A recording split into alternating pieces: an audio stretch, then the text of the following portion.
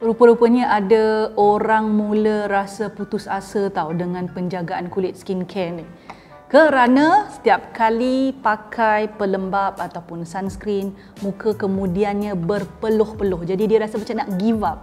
Dan saya mendapat soalan-soalan begini menyebabkan saya rasa concern dan perlu berkongsi bahawa ini bukan sesuatu yang tidak normal. Malah ada orang menghadapinya seperti anda juga. Jika ini adalah anda atau sesiapa yang anda kenal, tonton video ini untuk mengetahui apa yang perlu buat kalau kita pakai sunscreen atau pelembap atau mana-mana produk skincare, kemudiannya kita berpeluh-peluh. What should you do?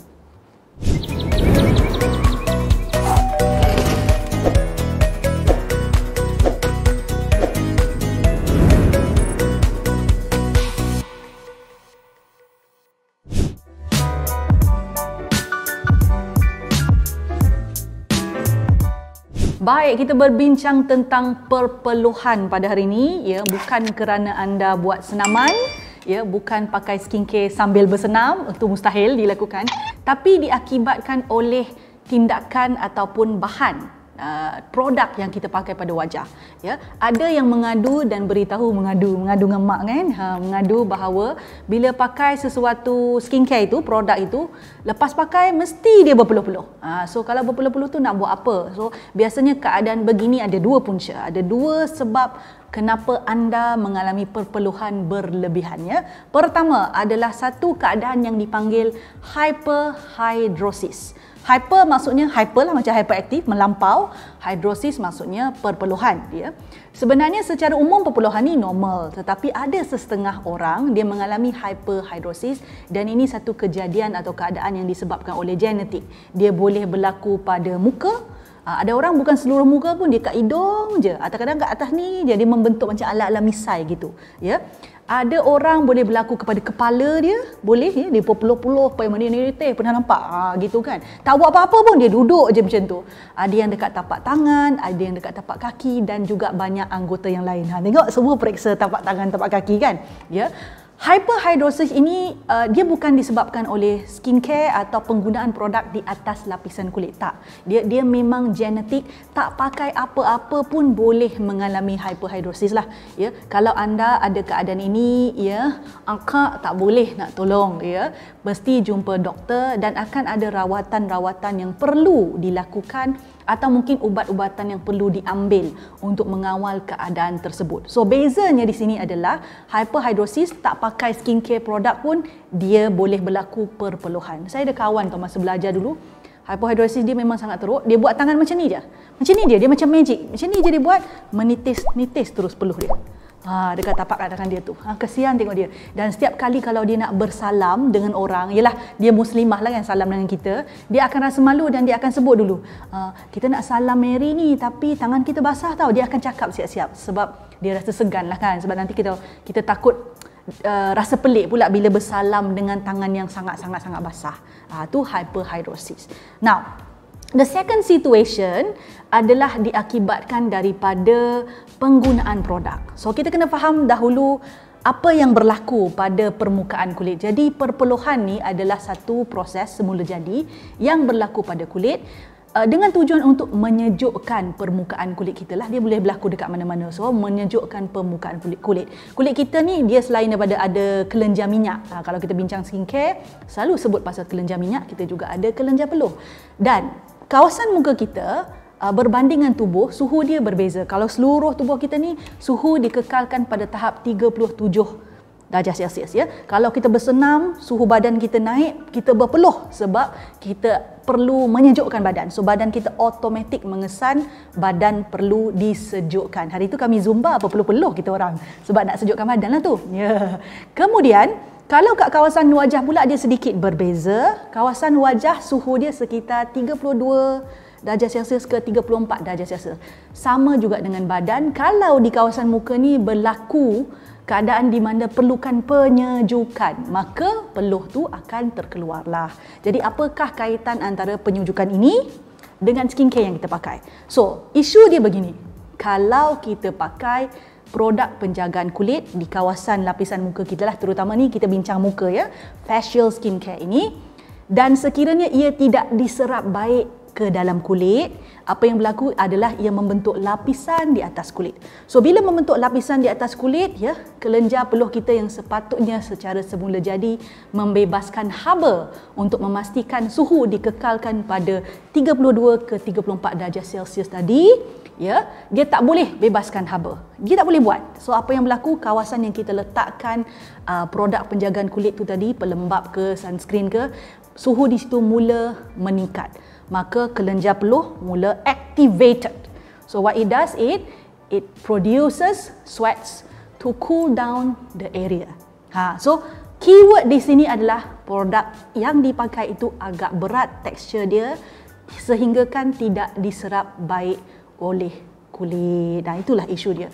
Jadi kepada mereka yang mengalami situasi begini, saya simpatilah, ya, sebab memilih produk yang sesuai adalah satu perjalanan yang panjang untuk anda. So you really have to choose the right product for your skin yang mudah sangat berpeluh itu. So, apakah ciri-ciri produknya? Kita bincang. Baik, apakah ciri-ciri produk? Secara spesifiknya saya boleh katakan isu dekat sini adalah pelembap ataupun boleh juga sunscreen. Dari sudut ciri-ciri, ya, dari sudut tekstur yang perlu anda pilih untuk memastikan kita boleh kurangkan risiko atau keadaan perpeluhan berlebihan setelah menggunakan produk tersebut.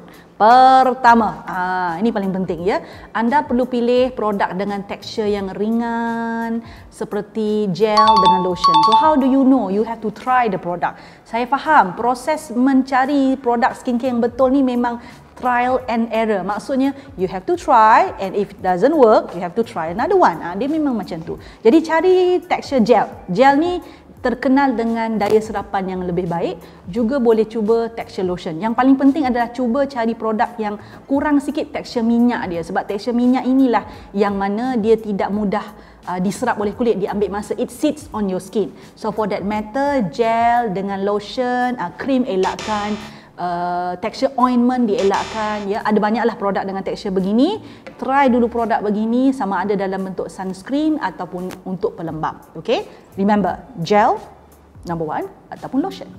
Kedua, pilih produk yang mana kalau kita sapu dia pada kulit, ya, kita boleh lihat dengan sendiri bahawa ia menyerap dengan serta-merta. Maksudnya dia tak ambil banyak masa untuk diratakan pada kulit. So sekali dua kali sapu kita dah nampak dia spread. Itu kita panggil spreadability, you know, spread dengan baik. Spread ni macam peanut butter spread, ya, diratakan dengan baik dan boleh diserap dengan baik pada kulit. So you can observe. Benda ni kita boleh rasa dan boleh observe.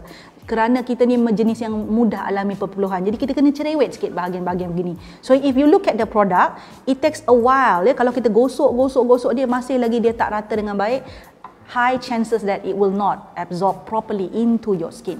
So you do not want such product. Kita nak produk yang sapu sekali, dua kali kita boleh nampak dia rata dengan baik dan dia dah tidak ada kesan. Kalau kita buat macam ni, dia tak ada lebih-lebihan dah pada kulit. Okay? Ketiga, ini khusus terutamanya untuk anda yang mengalami perpeluhan pada masa yang sama, mempunyai kulit yang berminyak. So you want to be specific about this, iaitu pilih bahan yang oil free. So jangan cuba-cuba pakai bahan yang ada oil, essential oil, whatever oil is it, ya. Cuba cari oil free. Biasanya dia tidak akan ditulis, ya. Kalau ada ditulis pun kena baca ingredient, ya. You take the ingredient list tu, masuk ke dalam apps ataupun online ingredient website yang kita boleh check, you can see yang mana satu adalah oil. So those yang oil, especially yang bersifat emollient biasanya, yang high in emollient, so itu dengan senangnya boleh menyebabkan kulit kita tu nanti bila pakai dia mudah berpeluh lah, sebab minyak ni dia akan membentuk lapisan dekat atas kulit. Bahan-bahan yang bagus biasanya cari yang bersifat humectant untuk moisturizer, untuk sunscreen. Kalau yang bahan dia ada emollient dengan occlusive punya bahan ni, baik kita kurangkan bahan begitu. So dia bukan ditiadakan, our skin need such product, tapi cari yang kurang emollient, kurang occlusive, ya. Cari yang kaya dengan humectant. Humectant will go deep inside your skin, ya. You still need the two of them. Nanti kita senaraikan, lepas ni tengok apa itu emollient, apa itu humectant, apa itu occlusive. Choose humectant, ya. Lebih humectant.